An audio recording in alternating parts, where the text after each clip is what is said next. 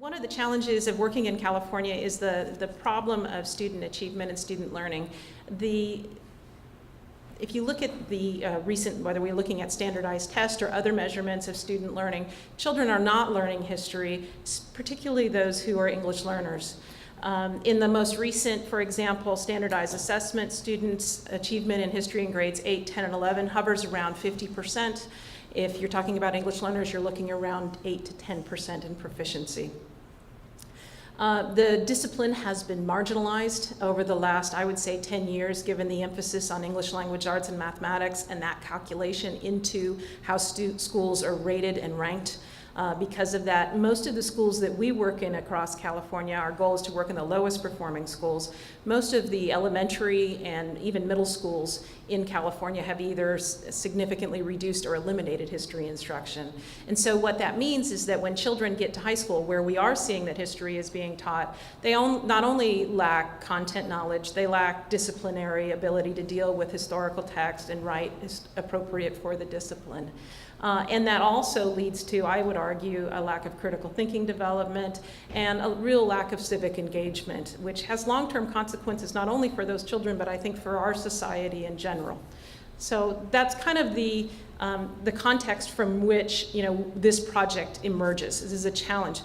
The History Project is a statewide project, but we have a limited capacity, limited size, limited ability to serve. So I think it was about 5 years ago now, I was in a conversation with Tom Adams where I was bemoaning this, and we were talking about what possibly things we could do. And we started thinking about what could we do, given our limited capacity, to expand our reach and do more for the schools and kids in California. So one of the things we started to think about is that we wanted to have a project. We had a number of things we'd like to do. We'd like to increase student achievement. We'd like to increase engagement. We'd like to address literacy because, as I noted earlier, student literacy is one of the key predictors of their ability to be successful in history. Improves critical thinking, and also provide formative and summative data on how students are doing, what they know, and what they can do. For those of you who are not following the testing issues going on in Sacramento, a lot of this is in flux, but when we began this process, standardized tests were given in grades 8, 10, and 11, and that provided a limited glimpse into what children could do. And it was only a few grade levels, and it only measured a small amount, I would argue, of what children learned and could do. So we tried to come up with a project that could address these admittedly large goals. And so we came up with this concept that we started to call the History Blueprint. And we had big plans, big visions, big hopes. And we thought, well, what kind of things can we control? There are a lot of things out of our control and out of our capacity. But what kind of things can we do to help? We thought about the curriculum. What resources do teachers have available to them? How expensive are they? How widely accessible? California hasn't adopted textbooks in quite a few years, and as a result, the resources that teachers have are really pretty limited and, quite honestly, very dated. We wanted something that dealt with literacy because we felt that it was important given our student population. We felt it was the right thing to do, and we also felt that it was particularly important for the discipline of history, a discipline that's primarily text-based and privileges, ability to read and write. We wanted something that provided assessment, not the standardized test at the end of the year that the teacher gets the results on the year later, but really what can help you so that you see what your kids can do now so you can adjust your instruction and help them and differentiate. And then we wanted to do it in a way, because what we know how to do is what we've done since the History Project's been around since 1990, almost 25 years, is professional development. So with that in mind, we started thinking about, well, we can't do this alone. We have limited capacity. We're going to need some friends. So some of the folks in the room here today are represented. Others are not. But we've got a large group of people, both state and also national organizations, local school districts. And we started talking about, would you like to join with us in this initiative? And some people were able to provide financial resources. Other people will be able to provide access to archival materials. Other people provided expertise. For example, my colleague Nancy Beer from SRI has long been a critical friend as we tried to think about how do we assess what the impact is of this work. And so at that point, we got a little bit of money from History Channel and the Walter and Elise Haas Fund and a couple other folks, and we came up with one unit. We decided, one of our partners was the Library of Congress, and they had coming up the sesquicentennial, and I pronounced that right, the sesquicentennial celebration, and they had a huge collection of Civil War resources. So we produced our first curriculum, and it's known fondly around my office as the Beast. Because of its size, and I'll pass that around so you can see that. And what we tried to do is to put together really a comprehensive look at what would a teacher need to teach that topic, right? We put together 8 lessons: the road to war, secession, perspectives, participants, speeches, emancipation, strategies, and effects of the war.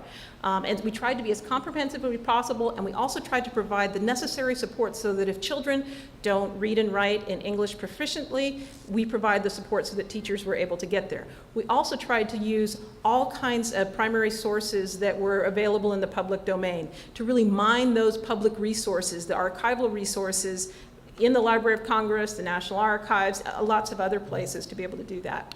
And we brought together a team of teachers and teacher educators and historians. Some of them are in the room today. And we brought them to Cal State Long Beach, and we did a couple of weeks worth of work, and then we began revisions.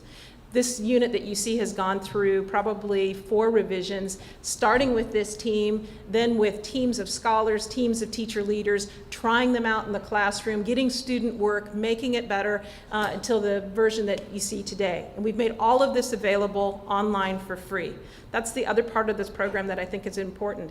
Because we are, we work at a public university, we're deeply committed to the public service mission of that university, and we want to make these resources available for free.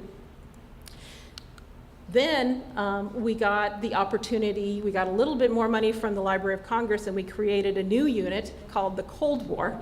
And this was when we had support from the Library of Congress. But what we've done is put together 2 units that we just released this last summer on the Cold War America and Cold War World for both world and American history teachers. And whereas the other one was called the Beast, this one, I would say, is, I don't know, what the Double Beast, I don't know, the Hexen Beast, I don't know, I used to watch Buffy a lot, so I'll pass these around so you can see.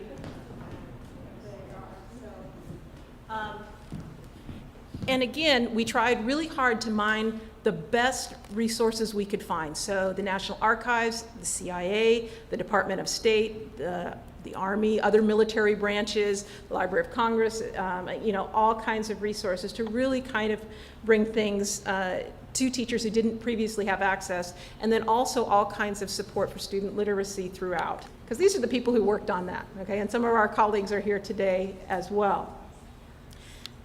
And then we had, thanks to support from the Social Science Research Council, we're in the process of developing our 3rd unit. It's called Sites of Encounter in the Medieval World. This is for 7th grade. And this is one I'd like to be able to pass out another document for you, but we're still in revisions on this one. We will have it done, by God, by this late spring, if not by the summer. And this project is a little bit different because it really tries to push ahead, not only getting resources out to teachers, but it really tries to push ahead a new way of thinking, in that it pushes teachers to help their students understand a little bit more complex story. I'm not going to, it kind of complicates things. Beth's laughing at me because I'm not my colleague who can do it justice. But basically, as the title implies, it's thinking about how cultures interact, what are the results of that, and helping students to understand that it's not a very straightforward linear narrative. Did I do okay, Beth? Okay, all right. And this is the writing team, and Shamara, for example, Shamara is one of the writers on this as well, that's putting this together, and we will, again, have that out this spring. So that's what we've kind of developed so far. I should note, along the way, each time we develop this curriculum, it's incredibly important that we get teachers to use it. So first the Civil War and now the Cold War, hundreds of teachers across California are trying that in their classroom, and what we're asking from them is feedback. Some of them give us, kind of survey responses, others have given us student work, and we've used that to continue to improve that. And because this is distributed primarily online through free downloads, we can continue to prove it. It's not a static document that, you know, doesn't ever change and improve as the research goes ahead. And that's what this one will go through. We're going to pilot it this coming year, and then there'll be another revision. We've also done a lot of work about sharing the word, not only in California through our network, but also across the country. We've done presentations at a lot of different places. Our local sites, it's Rachel and Phyllis, for example, have done lots of presentations in local schools, national conferences, state conferences.